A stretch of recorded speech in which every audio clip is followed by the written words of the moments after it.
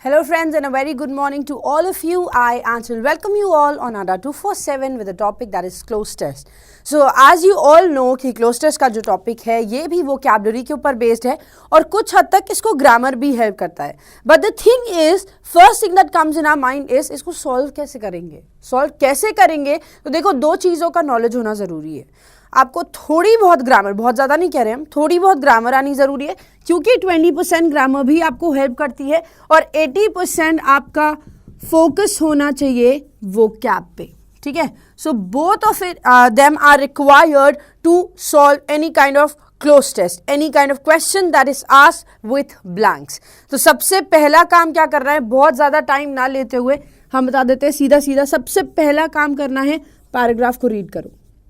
Why do I ask you to read paragraph? Paragraph read करने को क्यों बोलते हैं? क्योंकि एक चीज कि कभी कभी नेक्स्ट वाले सेंटेंस की वजह से sometimes while reading the next sentence the meaning of the first sentence changes, therefore you need to read the whole paragraph. And second thing, you sometimes get the clues as well. आपको कभी कभी clue भी मिल जाता है. Thank you Pradeep and प्रीति. चलो next thing, as soon as you have read the paragraph, आप जैसे ही आपने पैराग्राफ पढ़ लिया आप एक चीज बता सकते हो whether the tone of the paragraph is positive or negative, है ना. आपने एक बार पैराग्राफ पढ़ लिया तो उसके बाद आप ये तो आइडेंटिफाई कर सकते हैं ना कि पैराग्राफ की टोन कैसी है, पॉजिटिव है या नेगेटिव है ना. जैसे ही आपने पॉजिटिव या नेगेटिव टोन आइडेंटिफाई कर दी तो उसके बाद आप करेंगे क्या, now you will eliminate the options. Eliminate कैसे करना है, how will you eliminate the option? Now this comes in when you have options related to negative tone. अगर हमारा paragraph, if the paragraph given is in negative tone, so you will eliminate positive options. ठीक है, if the paragraph given is in positive tone, then you will eliminate the negative options. तो आपको ये चीज identify करनी है कि आप जब भी पैराग्राफ का टोन समझ लेंगे, elimination is as important as reading the paragraph. ठीक है. Last thing that will help you out is grammar. And how does this help you? Grammar कैसे आपको help करती है? Whatever is given before the blank and after the blank has a huge and crucial importance कि आपका blank में क्या place होना है. जो भी blank से पहले दिया और जो भी blank के बाद दिया हुआ है ये बहुत ज़्यादा विकास शर्मा हमारी रीअरेंजमेंट की क्लास आई सपोज सैटरडे को एक आई थी तो आप उसको देख सकते हो. ठीक है, ओके. सो आई होप ये क्लियर है कि जहां पर भी ब्लैंक गिवन है, ब्लैंक से पहले क्या है, ब्लैंक के बाद क्या है. फॉर एग्जांपल यहां पर अगर कोई सपोज करो नाउन दिया हुआ है, सो ऑब्वियसली आप यहां पर एडजेक्टिव लगा सकते हो या फिर प्रेपोजिशन लगा सकते हो, है ना. अगर यहाँ पर ऑफ दिया हुआ है या फिर सपोज करो यहाँ पर द दिया हुआ है and here of is given, तो द के बाद भी नाउन आता है और ऑफ से पहले भी नाउन आता है, तो यहाँ पर ये कंफर्म हो जाएगा नाउन है. सो इसके अकॉर्डिंग भी आप ऑप्शंस को एलिमिनेट कर सकते हैं. The last thing and that's very important thing is nuances. When you have 2 or 3 words of similar meaning, जब आपके पास 2 या 2 से ज़्यादा शब्द एक ही मीनिंग के होते हैं, you need to identify which of them will be selected.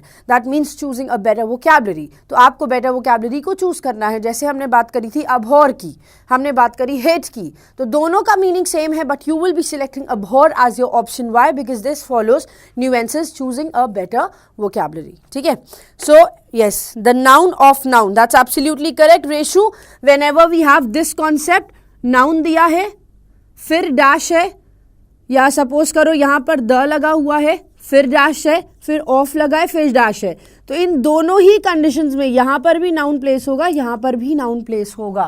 That's absolutely correct. ठीक है, अगर सपोज करो नाउन दिया है फिर डैश है फिर नाउन दिया है तो यहाँ पर प्रेपोजिशन ही लगेगा. This is clear. ठीक है, so okay. So I hope ये क्लियर हो चुका है कि कैसे हमें सॉल्व करना है, क्या चीज़ें हमें लगानी है. So with this, okay, nuances is nonsense. No, Jamie Dornan, that's nuisance. Nonsense का मतलब होता है nuisance. We are talking about nuances.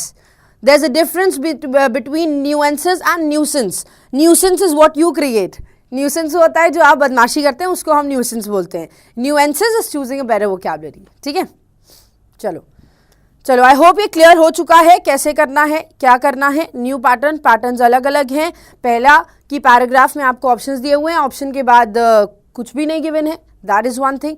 और ऐसा भी हो सकता है ऑप्शन दिए गए हैं, जहां पर भी ब्लैंक है उसके जस्ट बाद एक वर्ड गिवन है। तो अगर आपको लगता है पैटर्न डिफरेंट हो सकता है, लेकिन ऑल इन ऑल वो यूसेज वही होगा, ठीक है। चलो okay, 12 out of 20 is a good score. Yes Pritika, it's a okay score, ठीक है। गुड तब होता जब आप 15 तक पहुंच जाते हैं, और एक्सीलेंट तब होगा जब आप 20 तक पहुंच जाओगे। तो आई सपोज 12 है तो 12 is okay score and that's satisfactory, ठीक है, वो अच्छा है, आप उसको 15 तक ले जा सकते हो, ठीक है। ऐसा नहीं है कि आप नहीं पास नहीं कर पाओगे, 20 में से 12 नंबर आ रहे तो आप पास तो आराम से कर सकते हो, बट देन ये बात है कि आपको उसको इम्प्रूव करना है, 15 तक ले जाओ वो बेहतर हो जाएगा, ठीक है। एनीवे, तो ये आपको क्लियर हो गया है। Now let's move on to the question. चलिए, हाँ, तो यहाँ पर पहला क्वेश्चन आपके सामने आ चुका है। पहला क्वेश्चन थोड़ा सा इजी क्वेश्चन होगा, तो देखो यहाँ पर, indeed much progress in this dash has already been made as a dash of the combined dash of the government and the people of the state and the dash initiative provided by central government under Prime Minister's dash leadership. The results of these efforts are there for all to see. Prices of dash commodities and other goods have fallen considerably.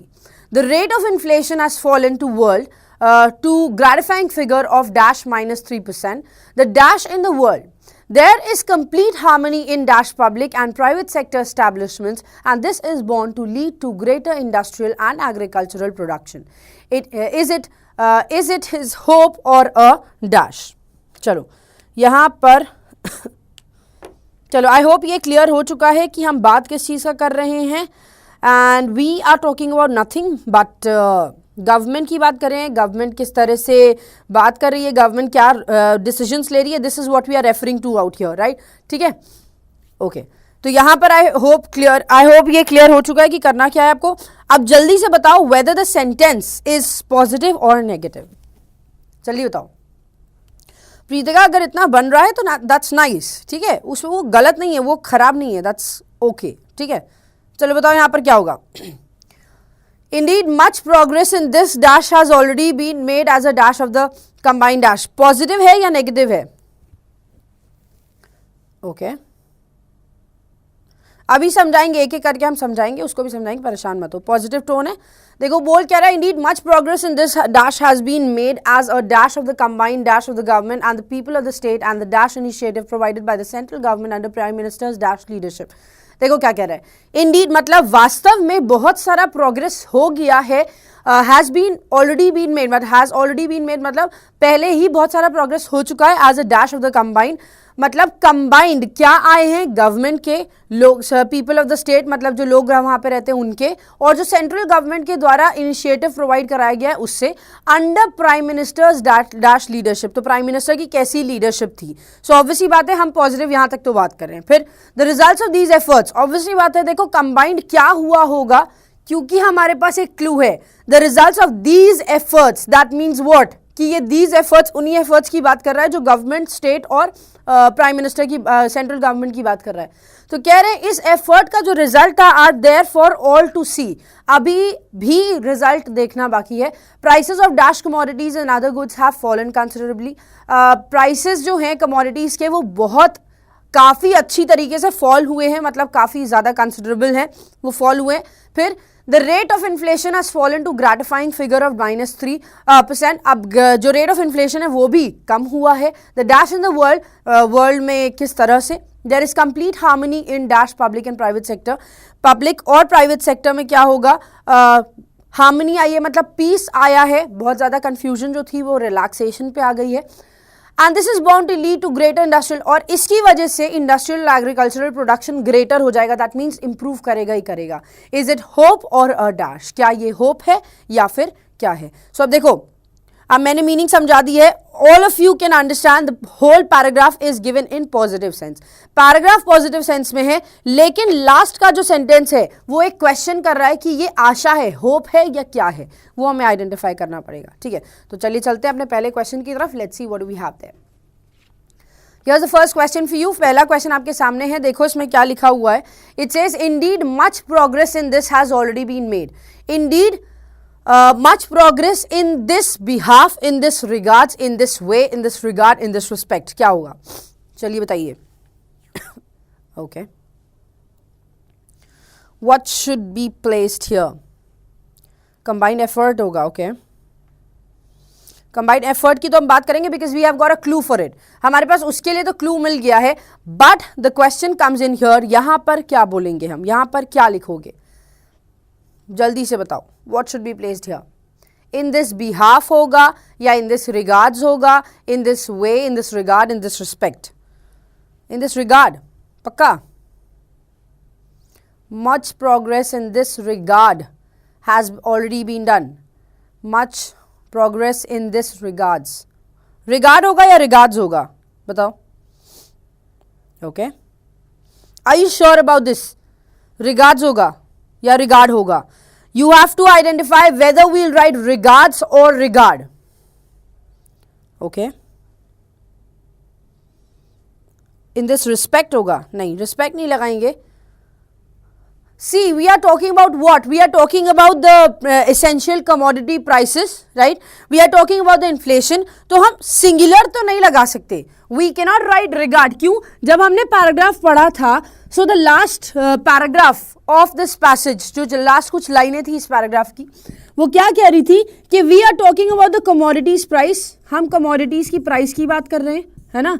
इनके price की बात कर रहे हैं, हम inflation की बात कर रहे हैं, we are talking about industrial development, we are talking about agricultural production development. So obvious ही बात है, we are talking about different things. हम कई सारी चीजों की बात कर रहे हैं. बताओ, रिगार्ड्स लॉक कर दें. ओके, अब बताओ, those of you who are saying option 4 should be correct. Option 4 says regard. बताओ, ऑप्शन 4 सेज रिगार्ड. और हमें क्या लगाना है in this regards. Obviously we have different points to note. तो हमारे पास रिगार्ड नहीं हो सकता. We have to write what, we have to write it in plural form. हमें प्लूरल फॉर्म लगाना है and therefore plural form talks about what. Instead of regard we will place, regard को नहीं यूज करेंगे. Why? Because this shows singular. ये show कर रहा है सिंगुलर को. हम लगाएंगे second option, that is regards which is plural. Why?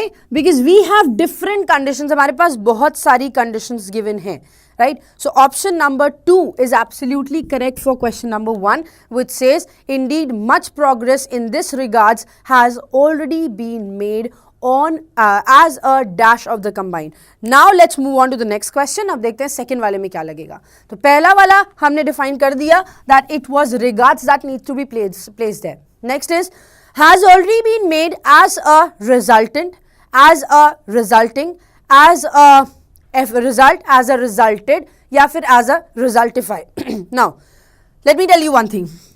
We have a blank here, right? अच्छा, या तो तुम लोग बता दो आंसर, फिर उसके बाद मैं डिस्कस करती हूँ. बताओ, जल्दी से बता दो and then I'll tell you what it has to place here. Okay? This के साथ regards, of course. Anindita Goswami, why are we placing this? Because we are talking about certain different things in the last of the paragraph. For example, we were talking about the prices of essential commodities, we were talking about inflation, we were talking about agricultural development, we were talking about industrial development. So we have different regards in that. Therefore, we are placing plural form, that's regard here. But what should be placed in the second one? Third, result लगेगा, that means result लगेगा. सबको result लग रहा है. चलो, I'll tell you a short trick before this. इसके लिए भी short trick बता रहे हैं.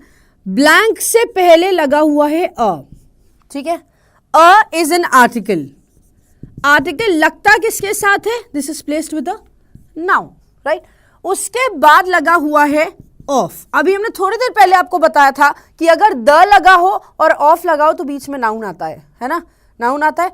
Similar is the condition with a भी तो article है और the भी article है. अ लगा हुआ है, ऑफ लगा है, तो नाउन लगाना है. अब रिजल्टेंट, जिस भी वर्ड, पहला वर्ड दिया हुआ है रिजल्टेंट, जिस भी वर्ड के लास्ट में ए एन टी लगा होता है, the word that ends with A N T, this defines a person. So are we referring to any kind of person here? क्या हम किसी भी इंसान की बात कर रहे हैं यहाँ पे? No, right? We are not talking about any person out here. Indeed much progress in this regards हो गया, लेकिन we are not talking about any person here. So therefore resultant can not be placed. उसकी वजह से कुछ हुआ. Resulting ING form है, ING form है. It can either be a verb और it can be an adjective, लेकिन यहां पर रोल प्ले नहीं करेगा ये नाउन का. सो यहां पर आईएनजी फॉर्म को भी हटा देते हैं. Next comes result. Result is obviously a noun, result एक नाउन है. फिर आया resulted. Resulted is again ED form है, वो भी वर्ब बन सकता है या एडजेक्टिव बन सकता है, nothing else. Then we have resultify. Each and every word that ends with FY, हर वो वर्ड जो FY में एंड होता है वो भी एक वर्ब होता है. जैसे क्लैरिफाई, रेक्टिफाई, मॉडिफाई. सो जो FY में एंड हो रहा है वो सारे वर्ब्स होते हैं. ठीक है, ये एक रूट वर्ड आपको मैंने बता दिया है. ठीक, FY में जो वर्ड्स एंड होते हैं वो एक वर्ब होते हैं. So we can not write verb here, हम वर्ब का यूज नहीं करेंगे. Therefore we have only one answer that is result. तो सबका आंसर बिल्कुल सही है. Okay okay. मोदी राजपूत आप कह रहे हो दिस के साथ सिंगुलर आना चाहिए, बट हम अलग अलग चीजों की बात कर रहे थे इसलिए यहाँ पर रिगार्ड्स लगाना हमारा सही था. ठीक है, so we have this. Indeed much progress in this regards has been made as a result of the combined dash. Result तो आ गया लेकिन कंबाइंड क्या था वो भी देख लेते हैं. Let's quickly move on to the third question. देखते हैं. हाँ देखो यहाँ पर क्या होगा. अब देखो इसके लिए तो तुम्हारे पास क्लू भी था, इसके लिए आपके पास क्लू भी था. तो अब आप क्या बताएंगे बताओ. Indeed, much progress in this regards has already been made as a result of the combined effort, combined work, combined efforts, combined progress, combined movement. So it's a combined something, right? That means सब लोग मिल के कुछ काम कर रहे हैं. When everybody is joined and doing some work, that means the state is involved, the state government is involved, the central government is involved, and the people living in that country or in that state is also involved. तो क्या होगा बताओ. जल्दी से बताओ, जल्दी से. Effort होगा. Now you have two words, effort होगा या एफर्ट्स होगा. देखो हमारे पास सेंटेंस में आगे क्लू दिया हुआ था. क्या आगे लिखा हुआ था? These efforts, the result of these efforts. ऐसा कुछ सेंटेंस आगे दिया हुआ है. The result of these efforts, result of these efforts. So we have a clue in the passage. हमारे पैराग्राफ में हमारे पास क्लू ऑलरेडी गिवन है. We already have a clue in the passage. So what needs to be there? Effort, work, efforts, progress of movement. Efforts. Obviously, जब effort की बात होगी, effort means only one has performed. Effort का मतलब क्या हो गया? किसी एक ही ने किया है. My effort, मेरा effort था इसमें, मेरा effort लगा है. But here we are talking about effort, लेकिन effort बहुत सारे लोगों का है ना. बहुत सारे लोग कौन है? Public, state government and central government. सबका मिला के बताओगे तो it can not be effort, it needs to be efforts here. सबका मिला के बताओगे तो एफर्ट्स होना चाहिए. Therefore option number 3 is absolutely correct in this sentence. Option number 3 बिल्कुल सही होगा.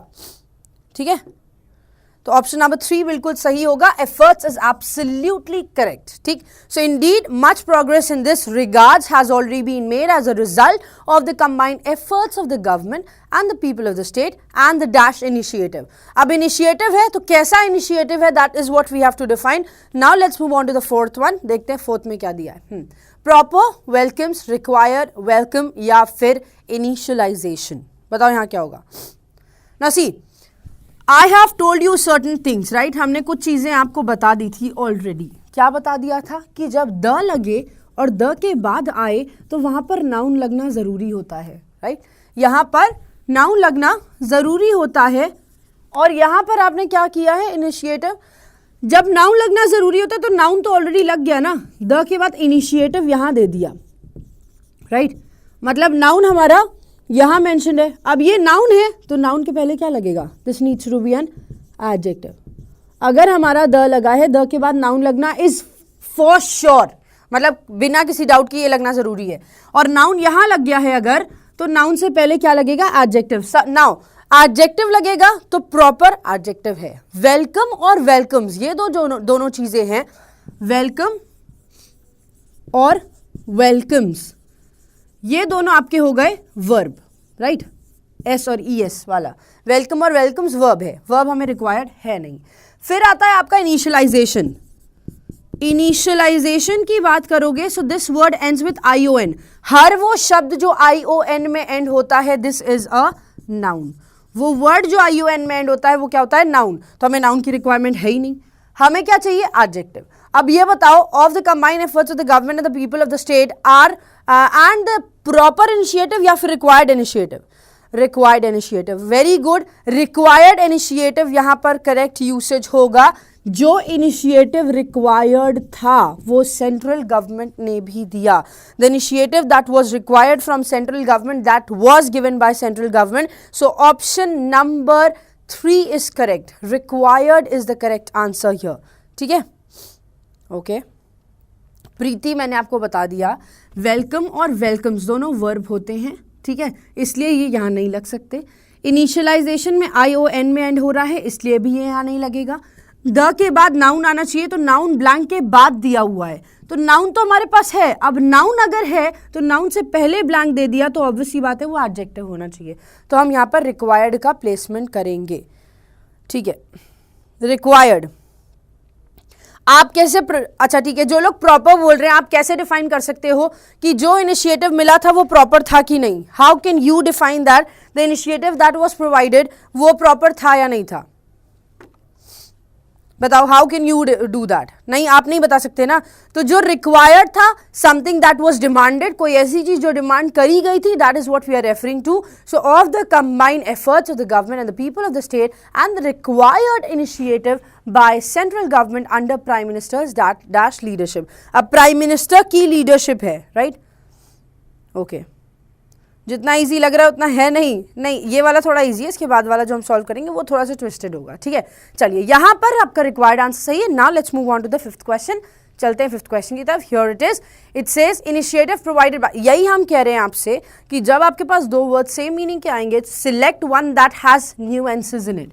मतलब जो बेटर वोकैबुलरी होगी, प्रॉपर से बेटर रिक्वायर्ड है तो रिक्वायर्ड सिलेक्ट करो. ठीक, चलो यहाँ पर बताओ क्या होगा. फिफ्थ क्वेश्चन आपके सामने आ चुका है. ओके, नाउ अब समझो एक चीज को.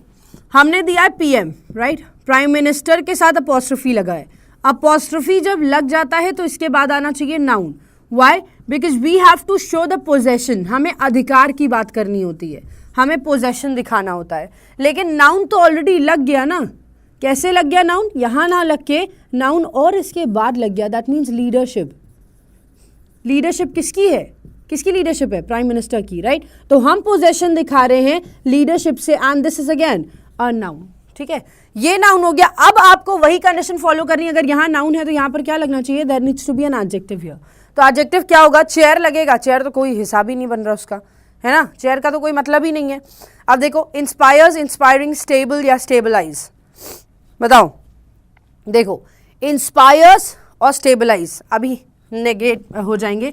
चेयर लगेगा नहीं, चेयर का कोई मतलब नहीं है यहाँ पे. इंस्पायर्स को और स्टेबलाइज को हम एलिमिनेट कर सकते हैं क्योंकि ये दोनों ही क्या हैं? वर्ब्स हैं. Now you are left with inspiring and stable. अब बताओ, इंस्पायरिंग होगा या स्टेबल होगा? इंस्पायर्स और स्टेबलाइज को हमने हटा दिया. हर वो वर्ड जो IZE में एंड होता है वो सारे के सारे वर्ब्स होते हैं. ठीक, वो सारे के सारे वर्ब्स होते हैं, तो ये तो गलत हो गया. ठीक, तो यहाँ बचा क्या? अब बनाना क्या है? Provided by central government under prime minister's dash leadership. अब प्राइम मिनिस्टर की लीडरशिप है तो वो कैसी होगी? लीडरशिप है. वी आर टॉकिंग दैट सब चीजें इंप्रूव हो रही हैं, सब अच्छी हो रही हैं. अच्छी हो रही हैं दैट मीन्स हमारा पैराग्राफ पॉजिटिव है. जब पॉजिटिव है तो यहाँ पर भी पॉजिटिव लगना चाहिए. And therefore option number 3 would be absolutely correct. That means inspiring हमारा करेक्ट आंसर होगा. ठीक है, इंस्पायरिंग हमारा करेक्ट आंसर होगा. Why? Because we are referring to it as a positive sense. हम पॉजिटिव सेंस की बात कर रहे हैं, इस वजह से हमारा यहाँ पर ING फॉर्म लगेगा और इंस्पायर करने की बात करेगा. सो option number 3 is absolutely correct. Stable का यूज इसलिए नहीं कर रहे हैं क्योंकि स्टेबल का मतलब हो गया रुका हुआ. Something which is stable, something which is stopped working. तो यहाँ पर लीडरशिप स्टॉप नहीं हुई है, लीडरशिप स्टेबल नहीं हुई है, लीडरशिप इंस्पायर कर रही है. सो if our paragraph is positive, we will place positive words there. ठीक है, अब हम चलते हैं 6th क्वेश्चन की तरफ. 5th तक आपका आंसर बिल्कुल क्लियर है. Now it says the results of these efforts are there for. देखो अभी हमने बोला था ना कि वहां पर आपके पास क्लू गिवन है, तो क्लू है यहाँ पर. The results of these efforts are there for all to see. मतलब रिजल्ट्स इन्हीं सब चीजों के क्या हैं? आ चुके हैं और सब लोग इस रिजल्ट्स को देख भी सकते हैं. सो मैंने जैसे आपको बताया था, this is why we read the paragraph to find the clues. तो यहाँ पर आपको पता चल गया 5वें क्वेश्चन तक का. अब बताओ यहाँ 6 में क्या होगा? 5 out of 5 very good. 5 out of 5 आया, 4 आउट ऑफ 5 आया, दैट्स एब्सोल्युटली अमेजिंग. देखो next, the results of these efforts are there for all to see. Prices of कौन सी commodities? Central, good, manifold, essential या सेवरल. अब खुद define करो किस चीज की प्राइसेस को जनरल पब्लिक चाहेगी कि वो कम हो जाए. बताओ किस चीज के प्राइसेस को? Certain commodities. सर्टन से कोई मतलब है? अच्छा, अगर एक बात बताओ, 70% of people are of middle class, तो कुछ कमोडिटीज, अगर वो कुछ कमोडिटीज फ्रिज हुआ, कुछ कमोडिटीज में आपका एसी आ गया, कुछ कमोडिटीज में आपकी लग्जूरियस गाड़ियां आ गई, अगर उनकी कमोडिटी कम होती है तो क्या वो कहीं से पॉजिटिव शो करेंगे? नहीं, राइट, कोई मतलब नहीं है. तो ऑप्शन नंबर 1 सर्टन तो लगा नहीं सकते. Prices of good commodities. Good तो खुद ही होता है कि आप बात ही कर रहे हो कमोडिटीज की, तो गुड कमोडिटीज अच्छी हो या बुरी हो वो उस इंसान के लिए है, राइट, तो गुड नहीं होगा. फिर एसेंशियल कमोडिटीज हो सकता है. सेवरल कमोडिटीज नहीं लगाएंगे. मैनीफोल्ड का मतलब होता है कई सारे जिसके पहलू हो, having many aspects. So we are not talking about aspects here. हम एस्पेक्ट्स की तो बात ही नहीं कर रहे हैं, तो हम क्या बोलेंगे? एसेंशियल कमोडिटीज की प्राइस जो है वो कम हो गई है. सो option number 2 is absolutely correct, that says essential. Essential commodity की प्राइस कम हो गई है, तो कह रहे हैं prices of essential commodities and other goods have fallen. देखो, जो लोग कह रहे हो सेवरल, जो लोग कह रहे हो सेवरल, मैं आपको बता दूं, अगर आप सेवरल कमोडिटीज लगाओगे, सेवरल कमोडिटीज लगाओगे और उसके आगे पढ़ो क्या दिया हुआ है, एंड अदर गुड्स. ये बताओ अदर गुड्स और सेवरल कमोडिटीज में फिर डिफरेंस क्या रह गया? Is there any difference? Several commodities का मतलब हो गया बहुत सारी कमोडिटीज, और अदर गुड्स का मतलब हो गया बहुत सारे गुड्स, बहुत सारे और गुड्स. तो ये बताओ then what will be the difference between these two? अगर हम अदर लगा रहे हैं दैट मीन्स जो आगे लगा हुआ है उसके अलावा बोलना है ना. अगर हम अदर लगा रहे हैं दैट मीन्स जो यहां पर लिखा हुआ है उसके अलावा की बात करनी है. And if we place several with other this will define same things. So obviously हम सेवरल नहीं लगाएंगे, हम एसेंशियल कमोडिटीज का यूज करेंगे. अब आप लगाओगे क्या? Essential commodities and other goods. मतलब जो बेसिक नेसेसिटी है उसका तो कम हुआ ही है और कुछ और चीजों का भी कम हुआ है. ठीक है, सो option number 2 is correct for essential. ठीक, अब चलते हैं हम 7th क्वेश्चन की तरफ. जल्दी देखते हैं 7th में क्या दिया हुआ है. The rate of inflation has fallen to gratifying figure of -3%. अब कह रहे हैं जो रेट ऑफ इन्फ्लेशन था वो भी गिरा है टू ग्रेटिफाइंग फिगर, मतलब काफी ज्यादा फिगर से, of -3%. So above -3%, nearly -3%, internal -3%, near -3%, inflation -3%. तो क्या होगा? Okay, Rajalakshmi, you can answer now. बताओ यहां पर क्या होगा? What do you think will be placed here? Thank you, Rishabh. Option number 5 होगा. अरे internal. Are you sure? The rate of inflation has fallen to gratifying figure of internal minus. Internal क्यों लगाओगे भाई? Internal क्यों लगाओगे? We have a definite number given over there, minus figure of dash minus. Minus लगा हुआ है. Minus is what? Minus is a verb, है ना? Minus this from this. तो मतलब क्या होता है? Minus का मतलब क्या होता है आपका? Minus is a verb, है ना? Verb है. अब verb से पहले, minus verb है, verb से पहले एक ब्लैंक दिया हुआ है. खुद सोचो क्या लगाओगे इस ब्लैंक में? यू हैव नियर लगाओगे? नहीं, near is an adjective. Near जो शब्द है, नियर, नेक्स्ट, ये सब जो वर्ड्स है दीज आर एडजेक्टिव्स. ये एडजेक्टिव्स होते हैं. ठीक है, हमारा वर्ब है, वर्ब से पहले लगाना है. क्या लगाओगे? खुद सोचो, जल्दी से सोचो. ओके, 4 लगेगा. इन्फ्लेशन? अरे नहीं. Rate of inflation has fallen to gratifying figure of inflation minus. अगर हम कह रहे इन्फ्लेशन रेट, इन्फ्लेशन का रेट इन्फ्लेशन पे गिर गया है, इन्फ्लेशन का रेट इन्फ्लेशन पे कैसे? इन्फ्लेशन तो लग ही नहीं सकता. See guys, we have minus. Minus is a verb. The word used here needs to be an adverb, right? यहां पर एक एडवर्ब लगना चाहिए. दैट मीन्स एडवर्ब यहां पर सिर्फ एक ही दिया हुआ है. There is only one adverb given and that is nearly. So यहाँ पर नियरली ऑप्शन आपका करेक्ट होगा. बिना सोचे समझे आंसर मार्क कर सकते हो, है ना? Minus is a verb, so verb की जगह पे ये यूज होगा, वो एडवर्ब होगा. So nearly is the correct word. Nearly -3%. अब चलते हैं 8th वाले की तरफ. लेट्स सी 8th में क्या दिया है. Here it is, the dash in the world, the highest in the world, the higher in the world, the lowering in the world, the lowest in the world या the lower in the world. बताओ क्या होगा यहाँ पर? Lowest in the world होगा या highest in the world होगा? 3% से कम हुआ है, सिर्फ 3% से। ये सबसे हाई तो नहीं हो सकता, है ना? सबका नियरली है answer, very good. Okay, yes nearly, क्योंकि एडवर्ब एलवाई में एंड होता है तो एडवर्ब हमारे पास एक ही था, दैट इज नियरली। अब यहां पर बताओ क्या होगा, जल्दी बताओ। लोएस्ट, लोएस्ट, हाईएस्ट तो नहीं हो सकता। We are talking about only 3%, हम सिर्फ 3% की बात कर रहे हैं, तो 3% हाईएस्ट तो नहीं हो सकता। बट हाँ, आप यहाँ पर कंपैरिजन भी नहीं कर रहे हो, you are not comparing anything, so higher और लोअर गलत हो जाता है। हायर और lower are comparative degrees, we can not use that. Lowering का मतलब हो गया कोई चीज कम होती ही चली जा रही है, but we are not defining something which is continuous. हम कोई चीज कंटिन्यूस तो नहीं डिफाइन कर रहे हैं ना, सो हमारे पास लगना क्या चाहिए, we have to write option number second is correct, that is lowest in the world, पूरी दुनिया में सबसे कम है, ठीक है। Lowest is absolutely correct. 3% can not be the highest, 3% highest नहीं हो सकता। हायर और लोअर नहीं लगाएंगे because we are not comparing anything. हम लोअरिंग नहीं लगाएंगे because this defines that something is continuously getting down, so हमारा ऑप्शन लोएस्ट करेक्ट हो जाएगा, ठीक है। और द भी लगा हुआ है तो द के बाद हम सुपरलेटिव डिग्री ही लगाते हैं। चलिए अब हम देखते हैं नाइन्थ क्वेश्चन। नाइन्थ क्वेश्चन में क्या दिया गया है, here it is, okay. Ninth question में there is complete harmony in highest world, in higher world, in lowest. अच्छा ऑप्शन सेम है यहाँ पे, बताओ क्या होगा। In highest public private sector establishment and this is bound to lead to greater industrial. अच्छा अब बताओ यहाँ पर क्या होगा, खुद डिफाइन करो। There is complete harmony in dash, complete harmony in dash, public और प्राइवेट सेक्टर एस्टैब्लिशमेंट्स में कंप्लीट हार्मनी है कौन से लेवल पे, हाईएस्ट लेवल पे, लोएस्ट लेवल पे, हायर लेवल पे, लोअर लेवल पे या लोअरिंग लेवल पे, बताओ। ओके लोएस्ट, यहां पे लोएस्ट लगेगा नहीं, पॉजिटिव है तो हाईएस्ट लगना चाहिए, यहां पर हाईएस्ट लगना चाहिए। क्यों? क्योंकि हम कह रहे हैं कंप्लीट हार्मनी है, मतलब सब कुछ शांत है, एवरीथिंग इज काम, पीस, कंटेंटेड है, तो यहां पर क्या लगेगा, option number 1, that's absolutely correct. Ninth वाले का जो आंसर है दैट इज हाईएस्ट, ठीक है। नाइन्थ वाले का आंसर आपका होगा हाईएस्ट, ठीक है। नाइन्थ वाले, लोअरिंग यहां पर नहीं होगा भाई, यहां लोअरिंग नहीं लगाओगे।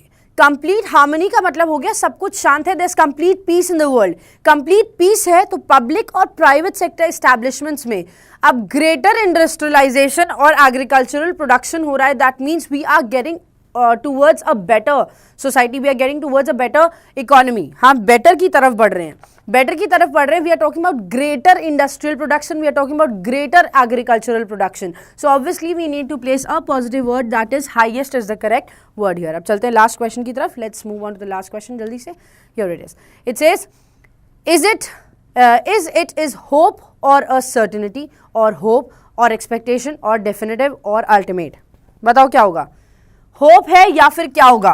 देखो होप तो ऑलरेडी गिवन है तो होप नहीं लगाओगे, वापस से होप नहीं लगाओगे, होप है या क्या है, होप और व्हाट, और व्हाट, तो बताओ क्या होगा। सर्टेनिटी, एक जगह पे अगर होप है, once we are just thinking about something, so the other thing would be what, it would be being certain, ठीक है। ओके द के, अच्छा आज क्या कह रहे हो आप, हाईएस्ट के पहले द नहीं लगना चाहिए। कुछ कंडीशंस में सुपरलेटिव डिग्री से पहले द नहीं लगता है। When you have something which defines two qualities of same thing, जब दो क्वालिटीज सेम चीज़ों की बताई जाती है तो नहीं लगाते आप। और दूसरा चीज़ जब आप पोजेसिव केस के साथ यूज करते हो तो भी नहीं लगाते हो, ठीक है। तो यहाँ पर बताओ क्या होगा। 5 एक्सपेक्टेशन, इज इट होप और एक्सपेक्टेशन। अच्छा देखो होप में क्या बोलते हो, होप डिफाइंस व्हाट, हम आशा करते हैं। Expect means what, that again you are expecting, आप आशा ही कर रहे हो। सो होप और एक्सपेक्ट तो दोनों सेम मीनिंग्स हो जाएंगे ना। होप लगा है और लगा है तो यहां पर जो दिया है उसका ऑपोजिट होना चाहिए। Hope means we are imagining something, और सर्टेनिटी इज द वर्ड कि ये होगा ही होगा, है ना। सर्टेनिटी डिफाइन करता है कि ये चीज होगी होगी, और होप डिफाइन करता है कि शायद हो जाए। सो option number 1 is correct for the last question, ठीक है। यहां पर आपको समझ में आ गया है। नाउ अब जल्दी से हम ये वाला क्वेश्चन एंड करते, ये क्वेश्चन यहाँ पर एंड होता है। आई होप आपके अच्छे मार्क्स आए होंगे। अब हम चलते हैं एक बहुत देखो, अभी आया था सुप्रीम का पैकेज, राइट? अभी वापस जब सुप्रीम का पैकेज आया तो ये बहुत बड़ी चीज आपके लिए लेके आया। क्यों? क्योंकि आपने इतनी ज़्यादा डिमांड के बाद, मतलब ख़त्म होने के बाद भी हमारे पास बहुत सारी डिमांड आई थी कि मुझे खरीदना था, टाइम ख़त्म हो गया, मुझे खरीदना था बट मेरा इंटरनेट नहीं चला, मुझे खरीदना था बट मेरा OTP नहीं आ पा रहा था। तो बहुत सारी चीज़ों की वजह से नहीं हो पाया था, but again we are here. तो देखो अब वापस से मेगा सुप्रीम आ गया है, सिर्फ आज के लिए ही अवेलेबल है। इट स्टार्ट्स फ्रॉम 12 PM और रात को 11:59 पे, कल रात 11:59 पे ये खत्म हो जाएगा। 11:59 कल रात की बात है, आज 12 बजे से ये शुरू हो जाएगा। आज 12 बजे से दिस विल स्टार्ट एंड कल 11:59 रात को, मतलब 12 बजे से पहले पहले, रात के 12 बजे से पहले पहले ये खत्म हो जाएगा। So keep that in mind. और जितना ज़्यादा आप इसके लिए बेनिफिट उठा सकते हो उतना ज़्यादा बेनिफिट उठाना, क्योंकि this is very important for you. Bank supreme, अगर you are preparing only for bank तो वो ले लो, you are preparing only for SSC तो SSC सुप्रीम ले सकते हो।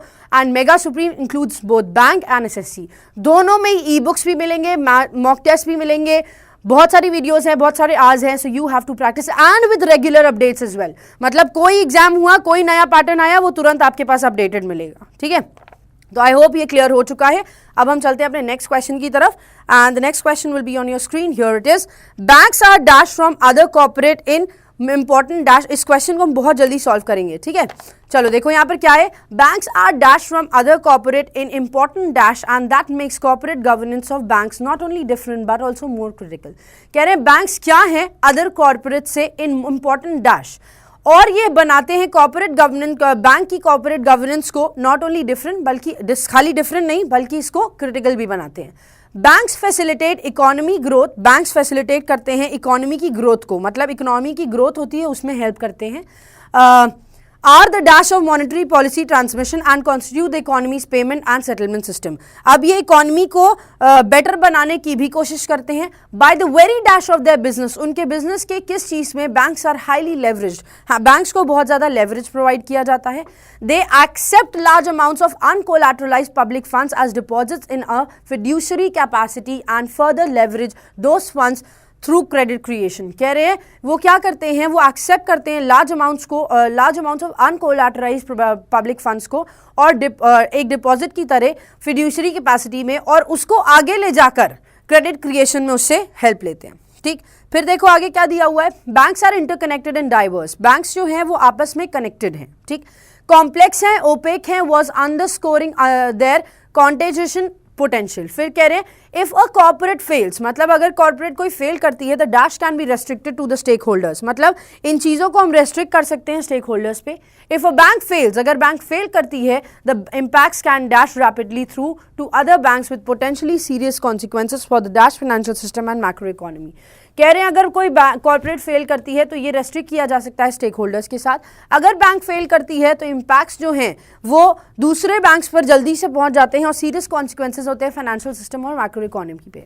While regulation has a dash to play in ensuring robust corporate standards in bank, बाकी अगर बात करो regulations का बहुत important role होता है robust corporate standards में बैंक के। The point to recognize is that, जो point है recognize करने का वो क्या है, is that regulations are necessary, मतलब regulations बहुत ज़्यादा important भी हैं but not a sufficient condition for good corporate governance, लेकिन ये sufficient नहीं है किसी तरह से, right? फिर in this context, इस context के साथ the relevant issues dash to corporate governance of banks in India are bank ownership, accountability, transparency, ethics, compensation. तो मतलब ये सारी चीजें बताई गई है कि बैंक को क्या जरूरत है वर्क करने के लिए, ठीक है? So I hope this is clear. Now let's move on to the question, चलते हैं जल्दी से क्वेश्चन की तरफ, ठीक है? तो ये आपको समझ में आ गया, the question given is in positive form, right? Question positive form में है। चलिए देखते हैं। Banks are dash from other corporate in important dash. Banks are dash from, कह रहे हैं बैंक्स क्या है, फ्रॉम लगा हुआ है, ठीक है? ब्लैंक है, ब्लैंक के बाद फ्रॉम लगा हुआ है, तो जल्दी से आइडेंटिफाई करो which of these words use from with them. कौन सा ऐसा वर्ड है जो फ्रॉम को फॉलो करता है, जल्दी से बताओ। ओके ओके, जल्दी से क्विकली बताओ, क्विकली क्या लगना चाहिए यहाँ पे। ओके फ्रॉम लगा हुआ है, so what is use before from, different, same, same from, diverse from, differentiated from, similar from.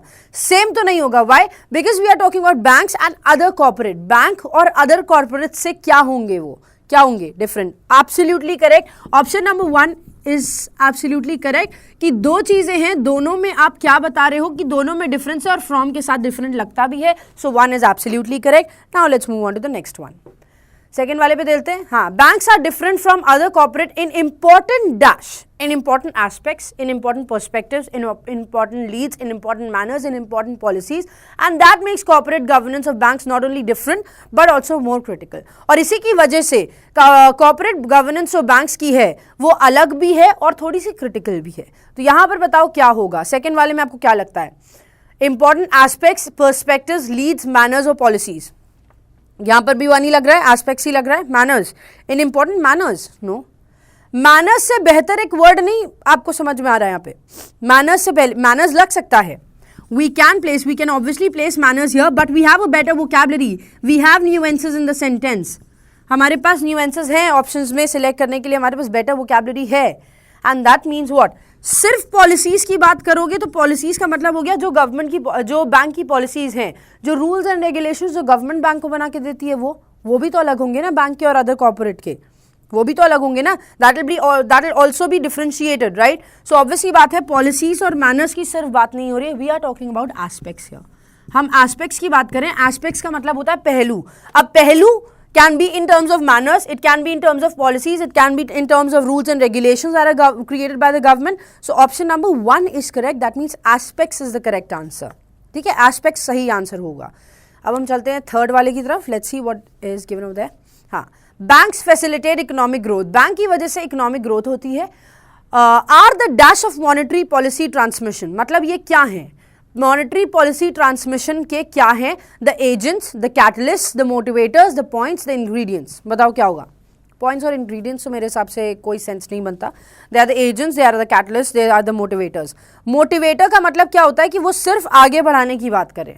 Motivator का मतलब क्या होता है? They are talking only about what? वो सिर्फ आगे बढ़ाने की बात कर रहे हैं. तो सिर्फ आगे थोड़ी बढ़ाते हैं, क्या करते हैं वो बताओ? जल्दी से बताओ क्या लगना चाहिए यहां पर. ओके, ठीक है. कैटलिस्ट का मतलब होता है समबडी हो.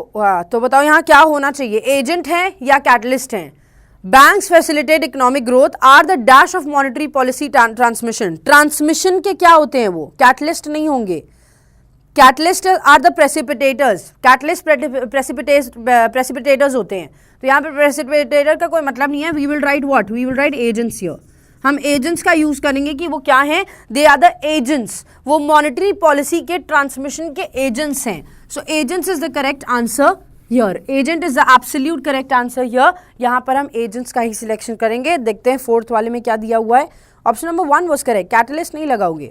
Option number 1 is correct. Agent का ही यूज करेंगे हम. ठीक है.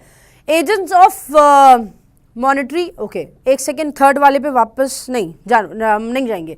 तो हमें तो एजेंट्स का ही यूज करना है. We have the perfect word agents. Agents का ही यूज होगा. ऑप्शन नंबर 1 करेक्ट है. कैटलिस्ट का मतलब होता है वन हु प्रेसिपिटेट्स. तो प्रेसिपिटेट का मतलब यहाँ पर कोई बन नहीं रहा है. नाउ देखो यहाँ वेरी स्प्रेड और लिमिटेशन. यहाँ थर्ड लग रहा है आपको. You think really? Are you sure? By the nature no. Buffering हो रहा है. कोई प्रॉब्लम है इंटरनेट के थ्रू? यहाँ पे नहीं है भाई. सही हो जाएगा, कोई बात नहीं. चलो बताओ यहाँ पर क्या होगा जल्दी से. Quickly tell me what shall be placed here. चलो देखो सही हो गया है. अब थोड़ा सा हुआ था प्रॉब्लम, अब नाउ इट्स ऑलमोस्ट गॉन. तो बताओ यहाँ पर क्या होगा. सो ठीक है. By the very dash of their business. उनका क्या है? उनका अर्ज है. Are they urging you? Urge is a verb. Let me tell you one thing. Urge is a verb. तो वर्ब तो लगेगा नहीं, है ना. वर्ब तो लगेगा नहीं. He was in haste. That means वो हेस्ट में था, वो जल्दीबाजी में था. नेचर नहीं लगेगा. स्प्रेड अगेन वर्ब हो गया, वो भी नहीं लगेगा. स्प्रेड भी वर्ब होता है, स्प्रेड नहीं लगेगा. लिमिटेशन, नेचर और हेस्ट क्या लगना चाहिए? लिमिटेशन, नेचर और हेस्ट. मेरे अकॉर्डिंग क्या लगना चाहिए यहाँ पर? Option number 2. नहीं, 2 नहीं होगा. स्प्रेड तो लगेगा ही नहीं. This is verb. वर्ब नहीं लगेगा भाई. 2 तो है ही नहीं, किसी कंडीशन में नहीं है. लिमिटेशन की बात करें, by the very limitation of the business. So are they talking about limitation? क्या हम नेगेटिव होने की बात कर रहे हैं? लिमिटेशन का मतलब क्या हो गया कि वो उनको वहां पर रोक दिया जाता है, they are not allowed to move forward, उनको आगे जाने का मौका नहीं मिलता है, तो लिमिटेशन का कोई मतलब नहीं है, लिमिटेशन हटा दो। This talks about negative thing. अब नेचर है या हेस्ट है, बताओ। Limitation will not be placed guys, limitation is a negative word, that means they are prevented from doing something, they are prohibited from doing something, they are stopped from doing something, कुछ करने से उनको रोका जाता है, ठीक है। Nature होगा नहीं, नेचर नहीं होगा। यहाँ पे हम बताएंगे by the very haste of their businesses, मतलब वो अपने बिजनेस को इतनी जल्दी आगे बढ़ाना चाहते हैं, that is why we are talking about economic growth. वो इकोनॉमिक ग्रोथ में पार्ट लेते हैं, वो इकोनॉमिक ग्रोथ को आगे बढ़ाते हैं, मॉनेटरी पॉलिसीज का ट्रांसमिशन करते हैं, इकोनॉमी के पेमेंट को और सेटलमेंट सिस्टम का एक बहुत बड़ा हिस्सा है। तो सिर्फ नेचर नहीं होगा, they are talking about the haste of their business, that means they are trying to do something which can be at the top of everything, at the peak of everything, and in just a matter of seconds and in just a matter of small time. So option number 4 is correct. यहाँ पर हम haste की बात करें कि वो जल्द ही इस चीज़ को करना चाहते हैं, that is why we have placed highly. उसके बाद जो हमने highly लगाया इसी वजह से लगाया है कि उनको इतना ज़्यादा क्यों लगाया है। ओके, सो आई होप ये क्लियर हो गया है कि हम हेस्ट क्यों यूज करें। Haste is the correct word for question number 4 का, ऑप्शन नंबर 4 करेक्ट है, ठीक है। Now let's move on to the fifth one, देखते हैं फिफ्थ में क्या दिया हुआ है। Here it is, they accept large amount of, बहुत सारा अमाउंट ऑफ अनकोलैटरलाइज्ड पब्लिक फंड्स को वो डिपॉजिट्स की तरह एक्सेप्ट करते हैं, fiduciary capacity and further leverage those funds, और आगे जाके वो बोरो करवाते हैं इन्हीं फंड्स को, मतलब वो प्रोवाइड कराते हैं इन्हीं फंड्स को एज अ क्रेडिट क्रिएशन के तौर पर। Banks are interconnected and diverse, मतलब डाइवर्सिटी में बैंक्स आपस में इंटरकनेक्टेड हैं। Complex and opaque ways underscoring their contagion potential. If a corporate fails, अगर कोई कॉर्पोरेट फेल करता है, the dash can be restricted to the stakeholders. अब ये fall over, pull out, push out, fall out या throw out, बताओ क्या होगा? यहाँ तो बता सकते हो, there is a perfect word for it, ठीक है। हम कह रहे हैं कॉर्पोरेट अगर फेल करती है, अगर कॉर्पोरेट फेल करती है, इफ अ कॉर्पोरेट फेल्स, तो इस कॉर्पोरेट फेल्स के लिए ही वो वर्ड लिखा गया है, and there is a perfect phrasal verb for it. Phrasal verb लगेगा and that is a perfect phrasal verb की कोई चीज डिक्लाइन करने की बात करती है, तो डिक्लाइन के लिए या स्टॉप होने के लिए, डिक्लाइन या स्टॉप होने के लिए हम कौन सा फ्रेजल वर्ब यूज करते हैं? That's fall out. Absolutely correct, सबका आंसर सही है। जो फोर्थ ऑप्शन दे रहा है दैट्स एब्सोल्युटली करेक्ट कि फॉल आउट ही यूज होता है। Fall out defines decline and stop. तो कह रहे हैं अगर कोई एक बैंक फेल करता है, कोई एक कॉर्पोरेट फेल करती है, the fall out of the restricted, the fall out can be restricted to the stakeholders. ये फॉल आउट सिर्फ स्टेक होल्डर्स को ही इफेक्ट करेगा, ठीक है, सिर्फ स्टेक होल्डर्स को ही इफेक्ट करेगा। So fall out is the correct phrasal verb that needs to be placed here. Question number 5 का option number 4 is the correct answer. Now let's move on to the next question. Yes, next question देखो, if a bank fails, अगर bank fail करती है, the impacts can be dash. अगर bank fail करती है तो एक हो गया फॉल आउट होगा, वो स्टेक होल्डर्स की तरफ ही होएगा, ठीक है।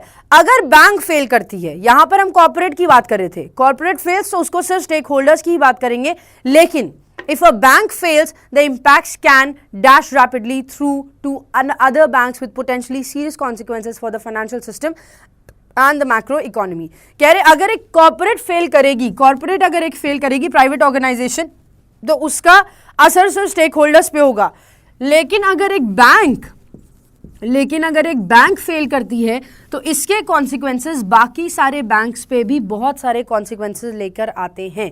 सो यहाँ पर क्या होगा? If a bank fails, the impacts can inject rapidly, can mix rapidly, can through rapidly, can flow rapidly through, can spread rapidly through, can constrict. Constrict का मतलब हो गया रुक गया, कॉन्स्ट्रिक्ट का मतलब हो गया रुक जाता है, स्टॉप हो जाता है। स्टॉप थोड़ी होगा, स्टॉप नहीं होगा ना। बताओ क्या लगा सकते हो यहाँ पे? The impacts can mix, inject, flow या स्प्रेड। फोर्थ लग रहा है स्प्रेड, पक्का, sure. The impacts can inject rapidly through, the impacts can mix rapidly through to other banks, the impacts can flow rapidly through to other banks, the impacts can spread rapidly to spread to। यहाँ ठीक है, option number 4 is correct. Option number 2 लगेगा mix. Are you sure? Okay, are you sure? Option number 2 लगेगा, नहीं 2 नहीं लगेगा भाई। हम लोग देखो, हम बता रहे 2 लगा हुआ है ना, वहां पे 2 लगा हुआ है, तो 2 किसके साथ लगता है, हम किसके साथ लगाते हैं, स्प्रेड का यूज करते हैं, राइट, स्प्रेड का यूज करते हैं 2 के साथ, तो spread is absolutely correct. So the impacts can spread rapidly through to other banks with potentially serious consequences. So obviously बात है, अगर एक बैंक फेल करेगा तो वो अलग अलग बैंक्स में स्प्रेड ही तो कर रहा है, स्प्रेड ही तो कर रहा है। मिक्स का मतलब क्या हो गया, मिक्स का मतलब क्या होता है, मिलाना सबको, तो मिलाने मिक्सर की कोई बात ही नहीं हो रही है यहाँ पे। We are not talking about mixing anything, हम स्प्रेड करने की बात कर रहे हैं कि एक प्रॉब्लम जो एक बैंक पे आई है वो प्रॉब्लम बाकी सारे बैंक्स पे भी आसानी से जा सकती है, ठीक है। सो option number 4 is correct for question number 6। अब चलते हैं 7th की तरफ। चलो देखो 7th में क्या लिखा है, सीरियस कॉन्सिक्वेंसेज। अब देखो रैपिडली वो अदर बैंक्स पे शो थ्रो करेगा, with potentially serious consequences for the wide financial system, for the instable financial system, for the long financial system, for the small financial system, for the close financial system. बताओ यहाँ क्या होगा, बताओ। अब हम other banks की बात करें, understand something, now we are talking about what, हम बाकी सारे बैंक्स की बात करें। एक बैंक से बाकी सारे बैंक्स के ऊपर क्या फैला, ये चीज स्प्रेड हो गई, राइट, बैंक्स डिफरेंट बैंक्स के ऊपर ये चीज स्प्रेड हो गई, स्प्रेड हो गई। तो अब फाइनेंशियल सिस्टम कैसा बनेगा, अब फाइनेंशियल सिस्टम जो है, how will that financial system be, क्या ये स्मॉल होगा, ऑब्वियसली नॉट, बहुत सारे बैंक्स इन्वॉल्व हैं। क्या ये क्लोज्ड होगा, नहीं, क्लोज्ड का मतलब भी होता है कम है, लिमिटेड है, नहीं हो सकता। इनस्टेबल होगा, इनस्टेबल होगा क्या, नहीं। क्या ये वाइड होगा या लॉन्ग होगा, बताओ। फाइनेंशियल सिस्टम कैसा है, वाइड फाइनेंशियल सिस्टम, नहीं। सी, वाइड तब लगाते हैं जब कई सारी चीजें होती, लॉन्ग का यूसेज हो गया कि इसने इस बैंक को इफेक्ट किया, इस बैंक ने इस बैंक को इफेक्ट किया, अब तीनों ने मिलके इसको इफेक्ट किया, दैट मीन्स व्हाट, हम इस चेन की बात कर रहे हैं, फाइनेंशियल सिस्टम की बात करें, सिस्टम में सब इंटरलिंक्ड होते हैं, सब इंटरलिंक्ड होते हैं। इनस्टेबल तो लगेगा ही नहीं भाई, इनस्टेबल नहीं लगेगा। जितने लोग वाइड की बात कर रहे हैं, जितने लोग वाइड बोल रहे हैं, try to understand something over here, when one bank effect the other one, जब एक बैंक दूसरे को इफेक्ट करता है, दूसरा तीसरे को करता है, तीसरा चौथे को करता है, तो ऐसे जब एक के बाद एक दूसरा बैंक इफेक्ट करता चला जाएगा। So we are talking about what, हम वाइड की बात नहीं, हम लॉन्ग की बात करें, because we are talking about the chain, हम चेन की बात करें। तो serious consequences for the long financial system and the macro economy, long is the correct answer here. Now let's move on to the next one, 8th पे चलते हैं। चलो 8th में क्या होगा, यहाँ पर आंसर जल्दी से बताओ। हाँ, यहाँ पर बताइए क्या होगा। Okay, see, while regulation has a dash, has a game, has a music, has a role, has a interest। देखो इंटरेस्ट तो लगेगा नहीं क्योंकि लगा हुआ है ना। इंटरेस्ट तो can not be placed, why, because we have placed there, blank से पहले लगा हुआ है तो इंटरेस्ट तो नहीं ही लगना चाहिए। तो क्या होगा, while regulation has a dash to play, dash to play क्या होगा, टू प्ले से पहले हम क्या लगाते हैं, क्या लगाते हैं, क्या बनेगा उसका, गेम बनेगा, गेम खेल रहे हैं, म्यूजिक खेल रहे हैं, नहीं, रोल खेल रहे हैं, नहीं, इंटरेस्ट तो होगा ही नहीं क्योंकि लगा हुआ है। So we have a role to play, that's absolutely correct, role बिल्कुल सही आंसर है यहाँ पे, ठीक है। While regulation has a role to play in ensuring robust corporate standards, regulation का बहुत इंपॉर्टेंट रोल होता है कि वो कॉर्पोरेट स्टैंडर्ड्स के, बैंक के कॉर्पोरेट स्टैंडर्ड्स को इंश्योर कराए, निश्चित कराए। The point to recognise is that, जो चीज़ हमें देखने वाली है वो क्या है, वो 9th में पता चलेगी। तो चलो 9th वाले में क्या होगा देखते हैं। हाँ, the point to recognize is that calculated regulations, miscalculated regulations, estimated regulations, imaginative regulations या hard regulations is a necessary. Necessary क्या है? What is necessary over here? Calculated, miscalculated. So obviously बात है, देखो miscalculated नहीं लगाओगे because we are talking about necessary.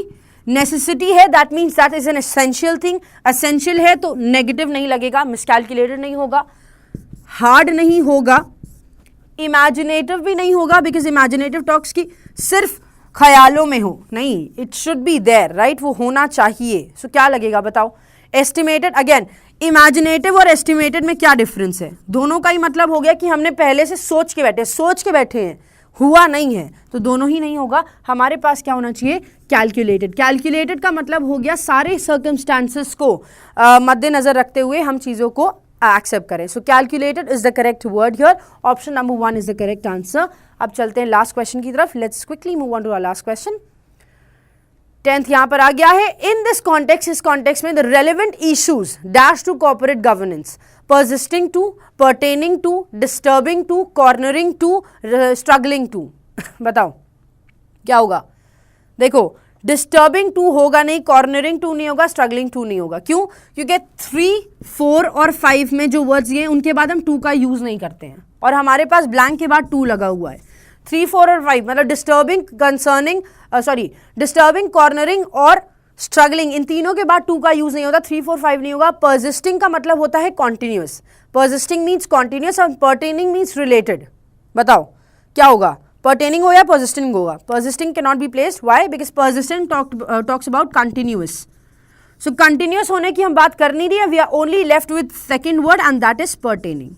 Option number, pertaining का मतलब होता है related to. Option number 2 is absolutely correct for question number 10. Question number 10 के लिए ऑप्शन नंबर 2 बिल्कुल सही आंसर है आपका.